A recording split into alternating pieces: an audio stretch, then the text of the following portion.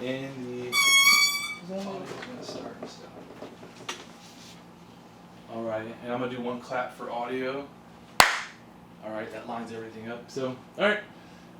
The floor is yours, David. Thank you.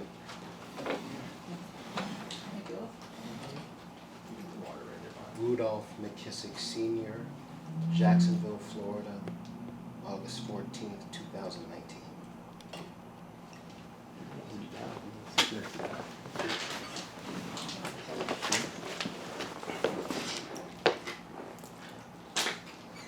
Could you tell us your name, please? Well, Rudolph Waldo McKissick Sr. When and where were you born? Come next month, 92 years ago, 1927, Jacksonville, Florida. The date? 12, October 12, 27, 1927. And what has been your primary occupation or occupations for most of your adult working life? Letter carrier and pastor.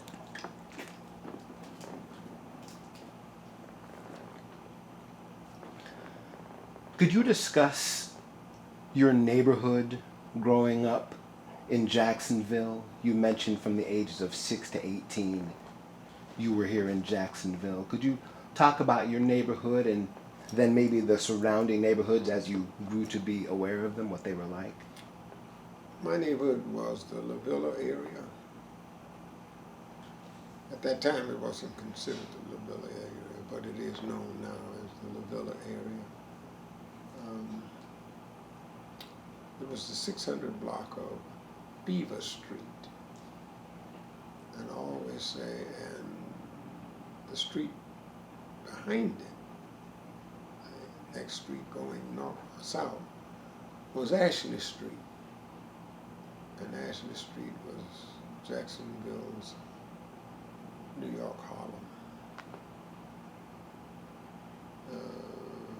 In many ways. You had education up there because you had the only high school as I was coming up those ages that you mentioned. It was the only high school in the city of Jacksonville, that one high school. Then there were businesses. You named the businesses, and they were on Ashley Street. Barbershop, restaurants.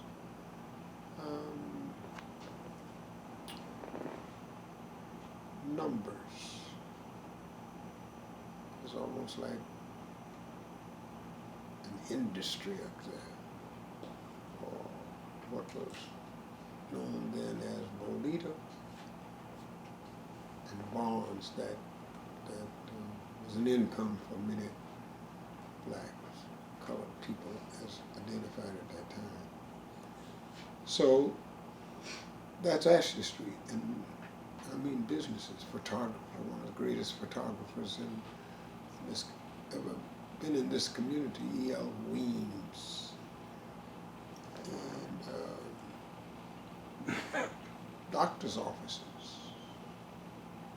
theaters, at 3 theaters on Ashley Street between 600 and 700 blocks.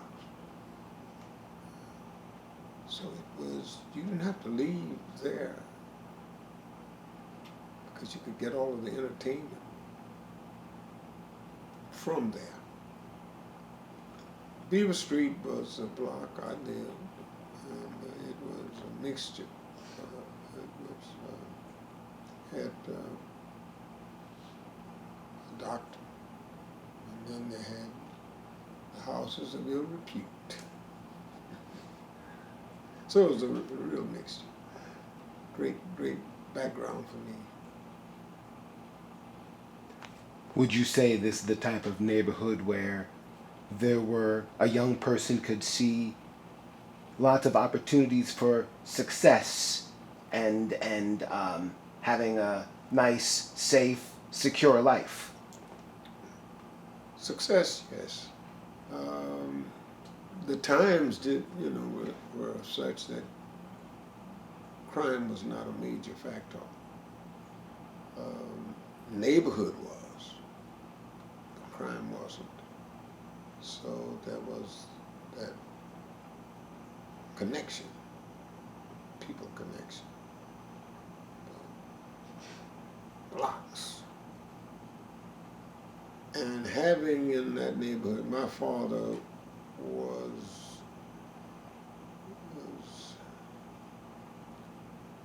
just really lost in terms of finances and his business during the Depression.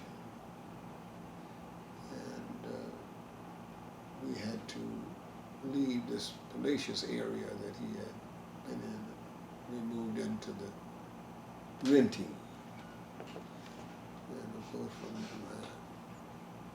my years there, from 6 to 18, it was rental. But it was a neighborhood that you didn't see the worst, but you saw enough that could have caused you to have gone either direction.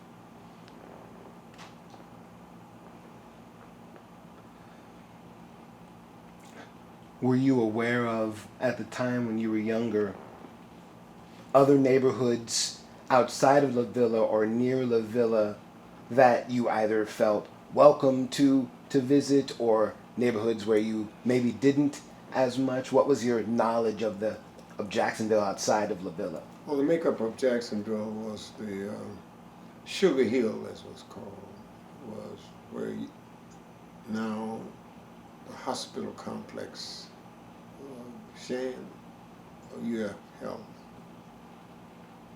That area was the affluent, one of the affluent, the major affluent area for people, colored people, Negro. Of course, that's where I was born. But when the Depression came, my father lost out, and so we had to move up.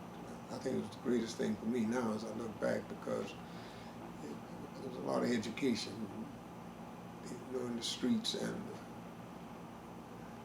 church and culture. So I'm so thankful I came up like I did. I don't know what to do. Could you talk a bit more about that education? I'm so interested in what you mean by that.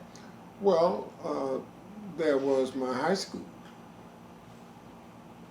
that the doctors who lived, one in the very block I lived in, and then the next block another doctor, and each of them were students of the same high school, because there was only one high school in Jackson.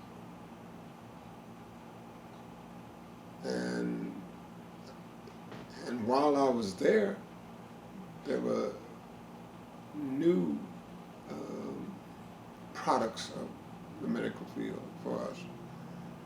And they all finished at one high school. So there was the educational factor. And Edward Waters was not far from it. So he had an aspiration, but I wasn't that serious, but it was there. Did you, or were you aware of boundaries between the colored communities and the white communities? Yes, because within a block was the white community, 2 blocks, and you didn't go in that area, walking through only, but you didn't go into it. So we were just that close. That would be going east of the La Villa area. That's known now. La Villa area is a very, I think our people were robbed when they redid the La Villa area, because even though they've got the qualified school there, they robbed a lot of residential areas. But they purposely did that because they knew what the future of Jacksonville was going to be.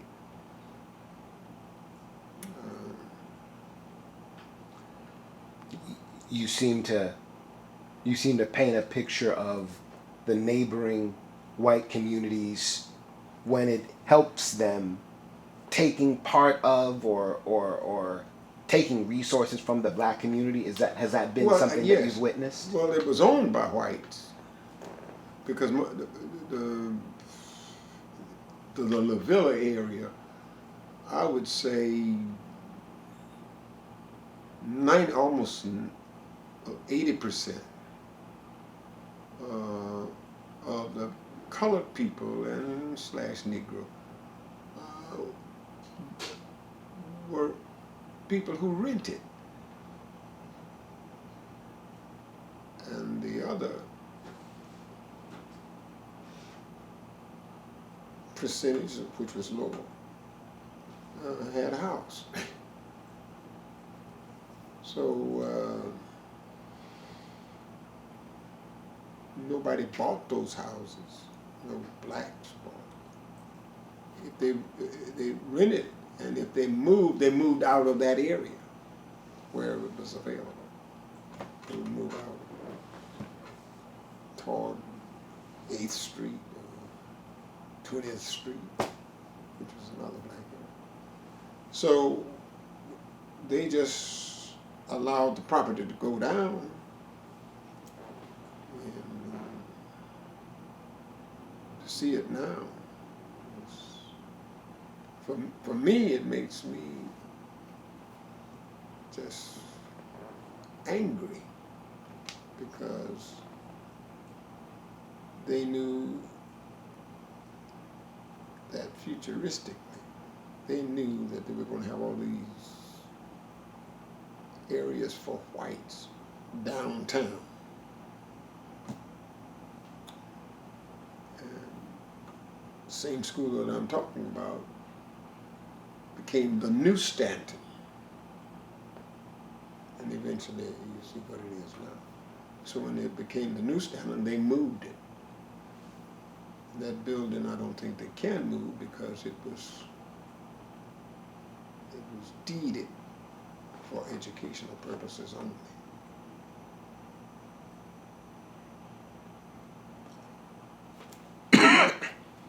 What, if any, do you think the black community could have done to prevent some of these sort of the taking away of these resources? Was, as you were going, did you see something that could have been done? Well, I guess I would preface that with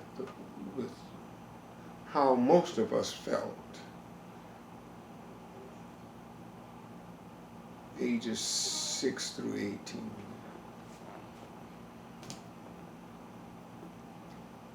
We felt that the way we were living was the way we would live, like for the rest of your life. And during segregation, I don't know who would bring up the word integration.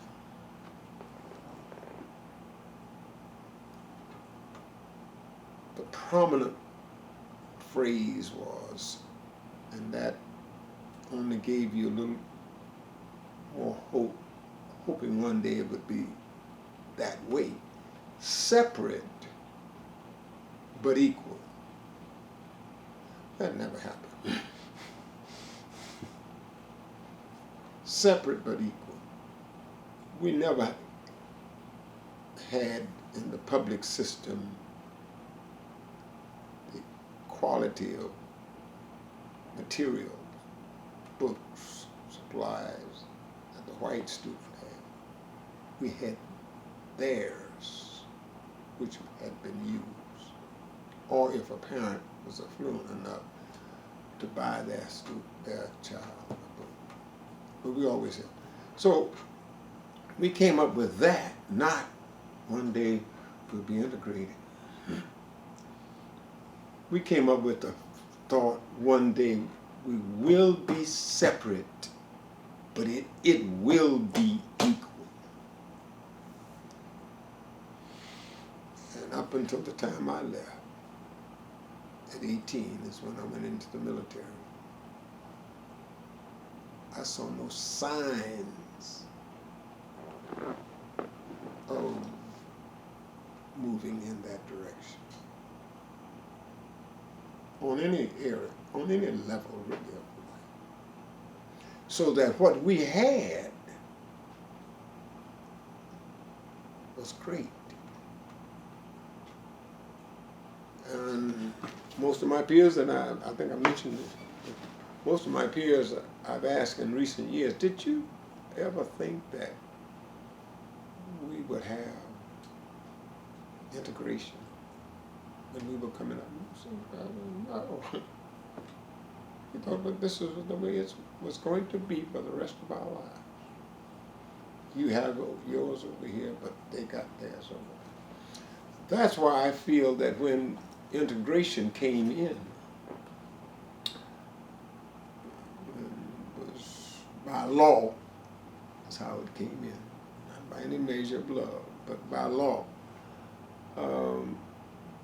And you could then go to any store, club, so to speak. I think we made the big mistake of taking advantage of that rather than taking advantage of what we could do economically for ourselves. I think that's my generation. I think I often cite that when I came out of the military, I wanted to go to Tuskegee, but there were no loans. Well, you had the GI, but GI didn't take care of Tuskegee was going to cost. So, and like all students even do now, I wanted a summer job. Well, they mentioned, one of my brothers said, well, hey, let's go down to Ponte Vedra, because you can wait tables down there and make some money. And so I did it. And we would look at the clientele of Ponte Vedra, of course, you know, all white, and see them in their social arena. Our words were, it'll be like that one day.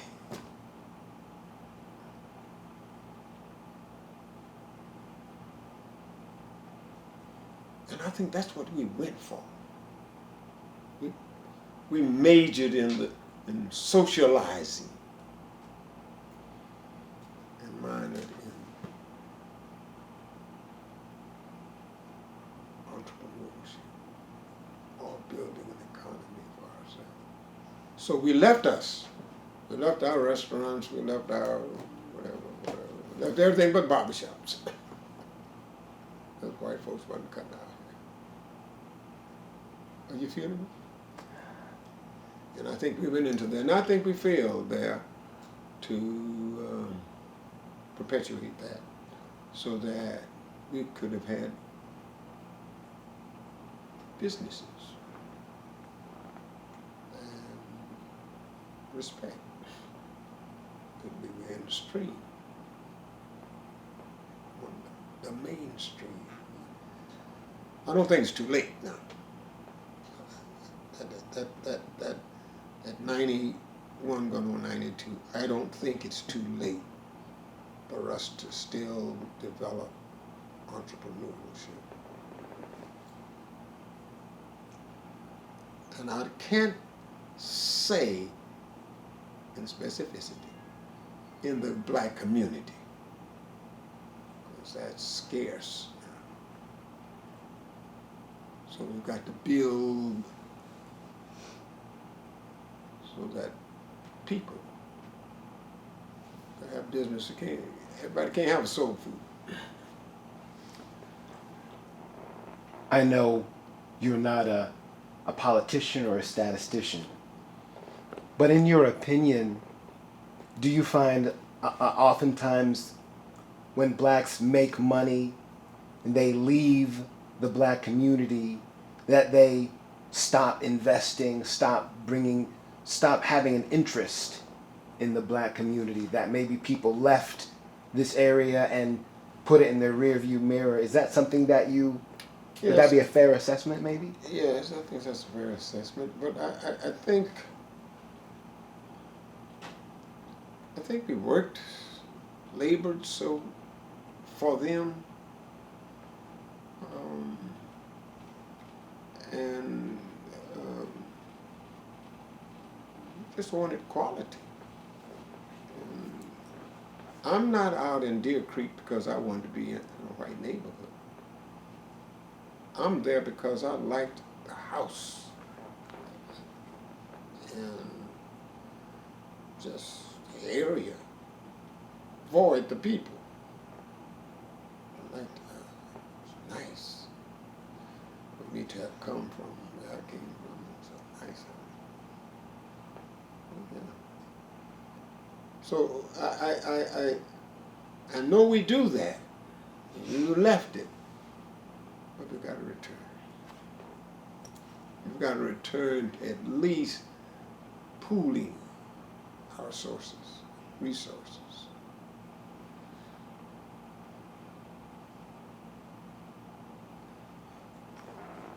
You mentioned that you mentioned that the books that you got when you were in high school were not first class books. Do you remember you or any of your peers feeling resentment about that, or more that that's just how it was? There was, the older you got, there was the resentment. Because you knew, old saying, when you know better, you do better. We knew that these books were used books and only for us. And look at that time, how the mentality, I feel, of a student then and of students now. And I use that because we had less distractions. So we had to go to school, to church, and your playground was around your house, because I could count on one hand, and it wouldn't get off this one hand, the number of parks were available to /Negro. And then the control of those parents had. So we took those used books, and out of those used books, that just one high school came the professionals. The lawyers, the doctors, very limited. Were professionals, but they came. Nurses, tailors. So it was. Distractions has a lot to do now with our students. They're distracted. Sometimes I say, and attractions. Distractions and this student today is not as motivated as then, because when it's less attracting you or distracting you, the more you are prone, I feel, to be serious about your future.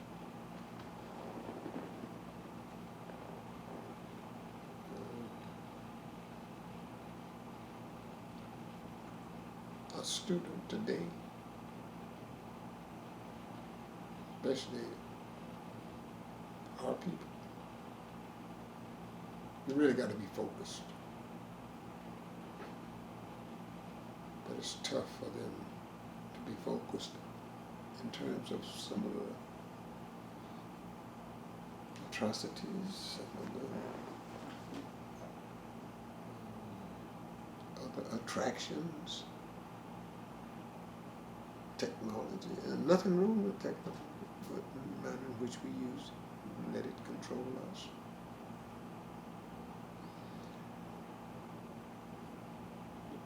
So I often say I'm so happy I didn't come up in this period. I don't know where I would be. You've painted a picture where it was pretty separate racially when you were young.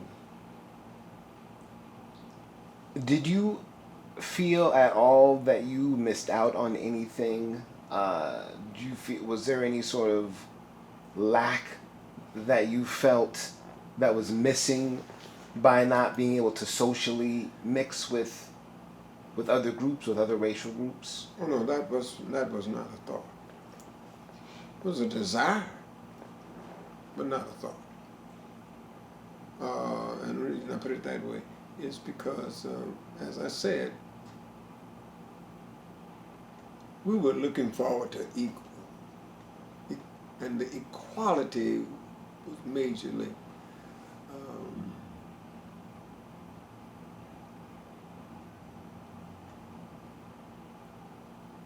was the component of separate. So if we had, I enjoyed my life under segregation. I saw there was a measure of aspiration and inspiration. I often cited this, that to me there were about 2 men in this community during those same periods. You cited 6 through 18, those periods in particular, and a few years after that. There were 2 men in this community who we had to look up to in terms of affluence. One was A.L. Lewis. He was the founder of, and I'm sure you know that history, of the African American Insurance Company, who employed more of our people than any other entity on the other side. And these people educated their children, bought their homes from the Afro-American Insurance Company. These are the people who bought out in Turkeyville now. I don't know whether you know anything about Turkeyville. But it was really a beautiful neighborhood. And then the areas I told you, Sugar Hill, they call it. African American Insurance Company. But the second one was a numbers man. Jimmy Craddock, Charlie Ed. And I called it in the industry because he was right by, I lived on Beale Street. His business was on actually right behind me. And upstairs is where they had the numbers operation. Think lottery, cash 3 and all that. That was like the Bonds and the Bodita. And this man was the king of the numbers racket. He had to pay off. He had to pay the bill. You know what I mean? He had to pay the bill. This is the man who you could look to because he built Jacksonville's first major nightclub, Two Spot. The Two Spot, Duke Ellington at the Two Spot, Count Basie at the Two Spot. Jordan, you name them. They came to town. But the agent was on Ashley Street, Joe Higdon, Hollywood Music Store. But this man built a ballroom. Jackson, we had never had that. He built a ballroom and motels around it. And that day, that two spot, it was big time. Fraternities, sororities, the who's who clubs, that's where they would have their affairs. And then from the Afro-American Insurance Company, they had the idea of golf course, Lincoln Golf Country. And that was out on Kings Road. All subsidiary of the African American Insurance Company, because it was one of the relatives who established that. But his resource or source came from African American Insurance Company. So those two men, these are the guys who had people working for them who bought their homes, educated their children.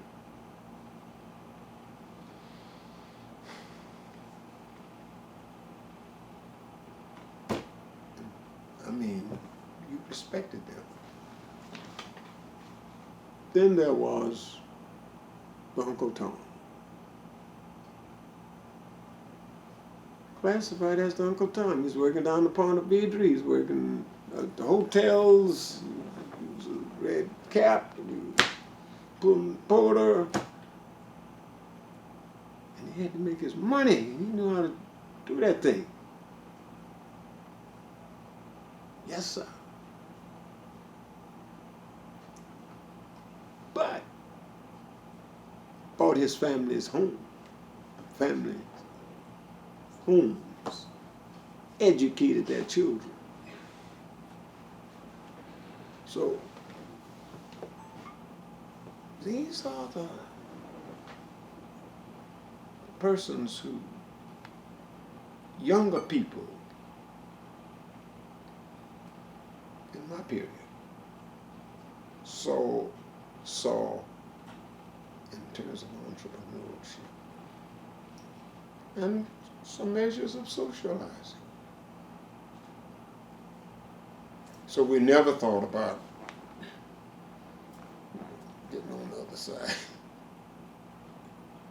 We're having a good time together. As one of today's greatest Black Jacksonville leaders, how would you say that Mr. Craddock and Mr. Lewis, as past leaders of the Black community in Jacksonville, influenced you or had an impact on your role, how you see your role in the community? Today, Mm-hmm. Someone like unto them? Well, are there any lessons that you've learned or ways that they influenced you about? Yes, well, you see, being I a went community I went leader. into pastoring, and my background is quite different from any person who has ever pastored this church. And this is nothing braggadocious. This is testimonial. This church really is the oldest existing Baptist church in the state of Florida. Oldest existing one. There may be Baptist churches that organized before us, but they're not existing. So this is In 1838, this church was Bethel. But it was started off with 5 whites and 2 blacks. And then in 1868, 30 years later, the blacks outgrew the whites. And they took it to court because they got tired of sitting in 1868 and won the case. Evidence started out as Bethel. 30 years later, we went to court, and the blacks won the case of the church, as the church. There's a church down right over here called First Baptist Church. I don't know if you're familiar with that. So, I mean, the largest Baptist church almost in the state of Florida. It was, I don't know how it's called. It came out of Bethel. When the blacks won the case, then they became a church called Tabernacle. And then later they changed to First Baptist. Even though they go back to the same history that we do. But they, in their history, they'll spell out Bethel's then, Bethel now. The institution on there, the church is known as Bethel Baptist Institutional Church. I think my son's made a little difference since and that's all right. Well, it was an institutional church because we had training. How to be a chauffeur, how to be a tailor, how to be a cook.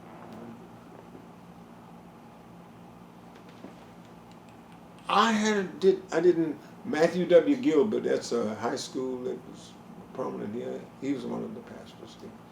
John E. Ford is out there on Kings Road. That was the man who baptized me in this church when I was a boy at 14. So I haven't been a member of any other church but here. But I knew Dr. Ford, and he was LLD, DDD, CCC, and since him, no one pastored this church without the measure of degrees. That's a long story and I won't go into it. But I became pastor in 1966. I grew up here, and then I was called pastor. So I didn't come from the ranks of those who came to the city to pastor. I saw like Nat Glover. He was an effective president. One of the most effective ones I know since I was on the board. One of the most effective ones that I've done. Well, I won't say that I'm the most, but I have the longest history. But because I came up the way I came up, Ashley Street, Beaver Street, my goal was to bring people who came up sort of like I did, or less, to bring them to this church, which was the Silk Stocking Church. Anthems every Sunday. Bethel, anthems every Sunday. Classified gospel. The traditional spirituals. These young folk.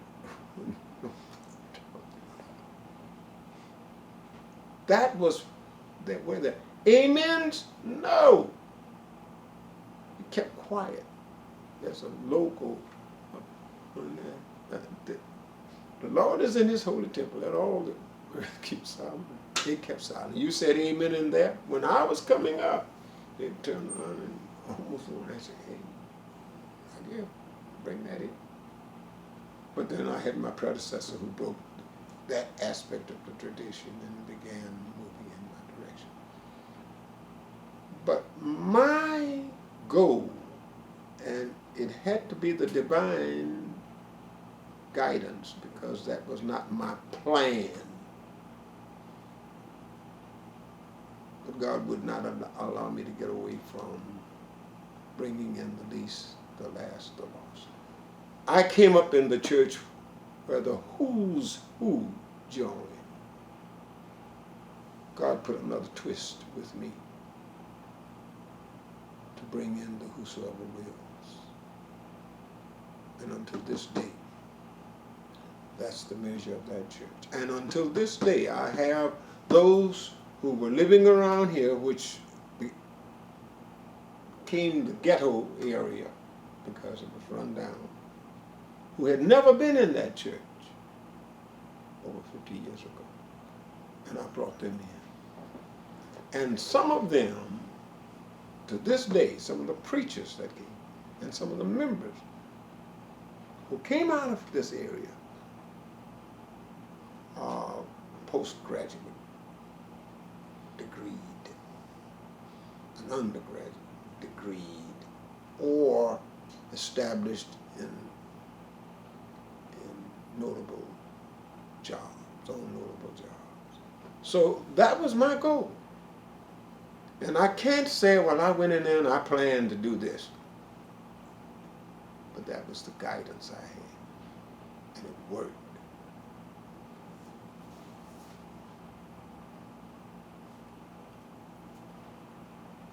I think Dr. Ford, who, if I could carry you all over there, you can see, but he looked like a white man. I mean, you would have thought he was white. I've had preachers to come, white preachers to come into that gallery. That area was called the lecture room where those pictures are. And his picture's up there. And he said, oh, you had white pastors. I said, no. He was just one of those light skinned, light bright and almost white. Just lightly put it. But that man had a heart for people. I can remember many days coming to our family. Maybe it was just in me to continue that. Because we had the Blodgett Project. I established a basketball team that brought in kids. And some of those kids are now, affluent or influential in a positive way. So,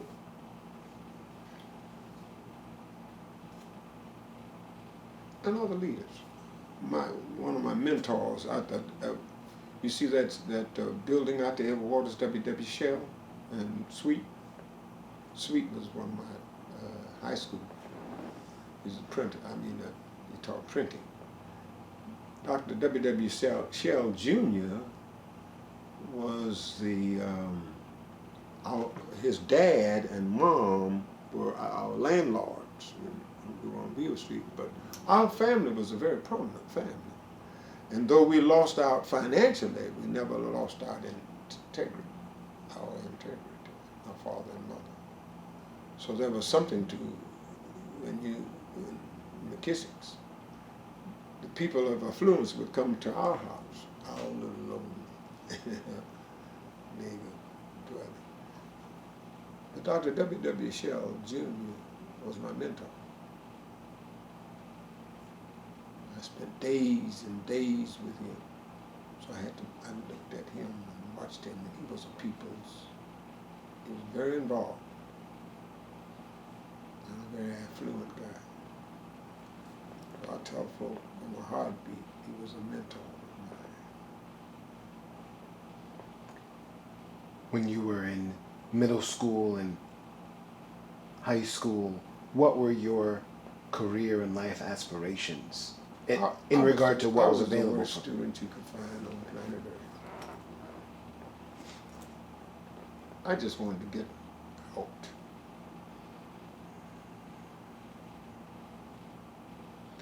The only reason I would ever want to be any aspect of younger, and my thing is, I am not 91 going on 92 years old.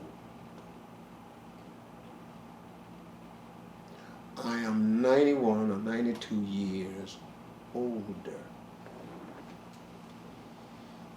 Because everybody in the world is getting older. Baby just born. So I'm just getting older. I'm learning how, by the help of God, I'm learning how to live old. Not old. Because I have gray in my hair or something of that nature doesn't mean I'm old. I went to school Monday. And this young man standing there that I baptized, he was just a kid. He's assistant principal, Andrew Robinson. And he's standing there. And he said, "You made my day. You're here. That guy's beard was so white. He's not old. Those signs or wrinkles, that don't mean you're old. The mind, the mental attitude. So, God has worked with me. And I'm thankful for it. No bragging. I have nothing to brag about. But I spent 48 years. And I'm only here sitting in here, this room today, because my son succeeded me and he said, "Hey, I want you to do some certain things so you remain. Otherwise, I'd be at 9918 Orchard Hills Drive." And still going. And I'd like to say this. I have a ministry now. You just look at that. I have a ministry now called the Mindful Meditation Ministry. I conduct retreats. That's another story. That's to let you know at 91 I am still moving in the direction of ministering to people. Because if I had not been in that, I would be among those who are deemed first signs of dementia. But I refused to get old. I don't mean I dyed my hair or I try to dress like this is a presidential shirt from Africa. This is a Mandela presidential shirt. And I thought I'd wear it, so, I thought you were coming, so I thought. No, but seriously. So I've learned that you can't change the times, but you can live in them and add to them.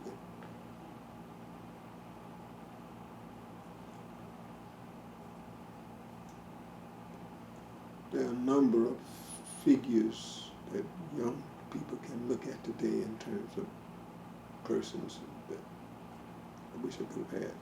Well, yeah, when I look at men who are lawyers, they're not just serving black folk, they're also serving judges.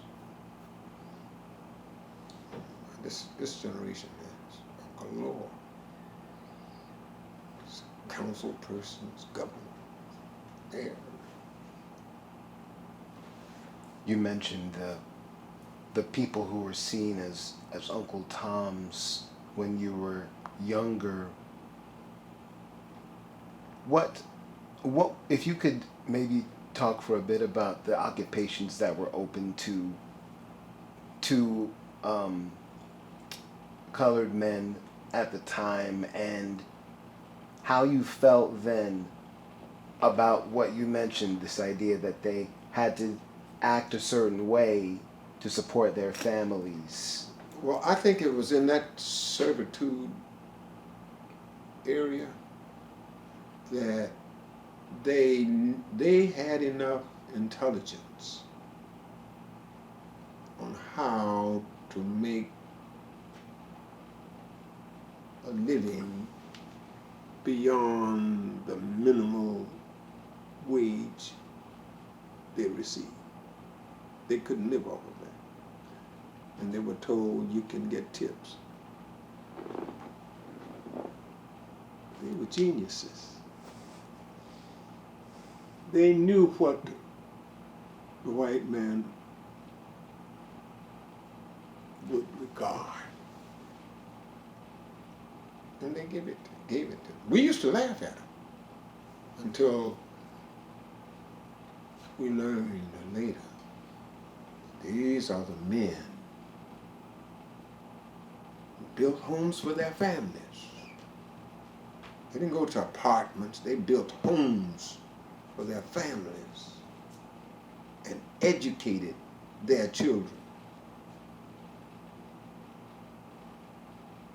It's almost like a total rarity today to say, it should be like a total rarity today to say, my parents didn't know how to read or write. But that wasn't a rarity in my day. Because you had to make a living. Everybody didn't go to college. You went to college, you were really somebody. So that was a skill. They did it. They worked it too. I haven't seen anything like it since. No waiter like that since. And bellhop, and red caps, all of that category where they had to serve you in some measure. Did you have any experiences in your years as a postal carrier where you were sort of challenged about the way you were supposed to present yourself to either your superiors or the community? Yes. I don't know how really to say this because I see my life as a miracle.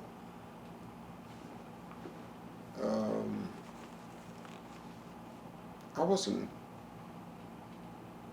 necessarily taught how to treat people.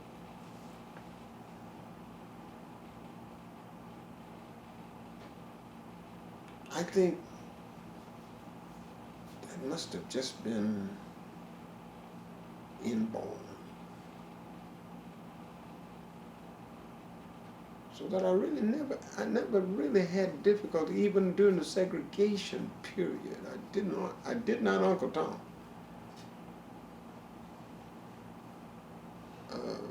I did not do that. But I've always been a people's person. So I learned how. There's a passage, and I have to refer. There's a passage of scripture where the Apostle Paul, who's the most prominent person in the New Testament Bible, aside from Christ, and he says, and everybody carries this, in particular those of us who we carry this, and we use that one thing. I can do all things through Christ who strengthens us. No, you can't. Unless you're going to go through what the man went through to get to that point. You can't just do that because you say you believe in the Lord, so you can do all things. No. Paul says, I have learned how to be content in whatever state I'm in. He ain't got that. He says, I've learned I've learned how to be content in whatever state I'm in. I know what it is to be bound up. I know what it is to be abased down. I know what it is to be hungry, as in Philippians. I know what it is to be hungry. I know what it is to be in jail. I know what it is to be sick. And Paul had come through all of that. So that's where he could make that statement.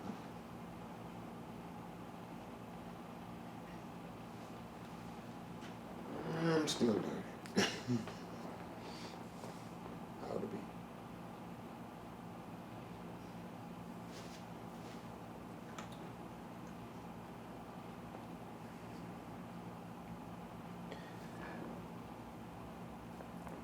Would you, given what we've discussed about the needs of Jacksonville's community and your legacy here at the church, what would you like to say so far as lessons that you've learned about healing? What can heal this city if there are divisions and problems here? What would you like to say would be sort of your last, the words that you've left Jacksonville with?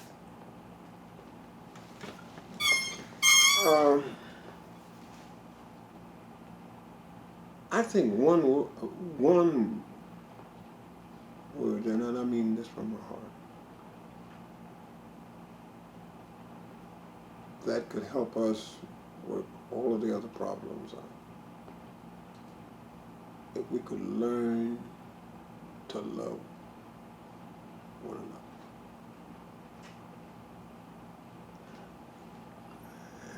And really know what that word love means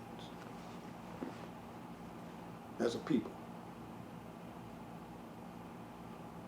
We could just learn to love one another, despite one another.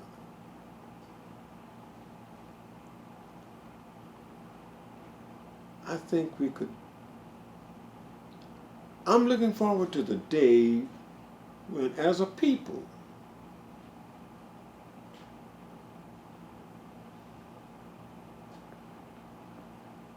that we learn to respect people for who or what they believe. Respect them. Because God does. He lets them live. So respect them. And reverence who you believe. But we can work together. You can go on and I don't care how you pray and who you pray to. I can sit right here and listen to you, and because I know who I believe. I just want you to respect who I believe, and let me reverence who I believe, and you reverence who you believe, and we can, like the man in California said, we can all learn to live together. I'm looking for that day. I'm praying for that day in our setting. And it's needed because no one is hurting us more than we are ourselves.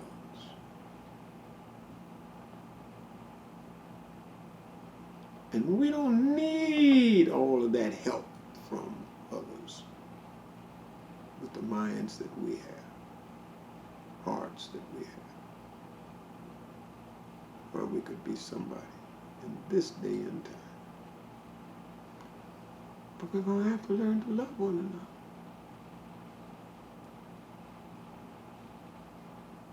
So that, I'm going to finalize this. Are we finalized? Integration is by law. And all people work the law, know how to work with the law. When I'm on the highway, the speed limit is 70 or 75 or whatever. That's the law. But if I can get around it, I'm 80. I'll do 90. as long as I know the law ain't gonna come after me. I look in the rear view mirror, got my monitor. I don't expect people to do right about integration when it's just a law. Either side.